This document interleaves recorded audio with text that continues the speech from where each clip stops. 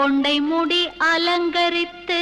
கொஞ்சம் கிளி கையில் வைத்து கொண்டை முடி அலங்கரித்து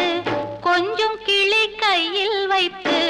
அஞ்சுக மொழி உமையாள் வீற்றிருந்தாள் அந்த அழகிய மாநகர் மதுரையிலே மதுரையிலே மதுரையிலே மதுரையிலே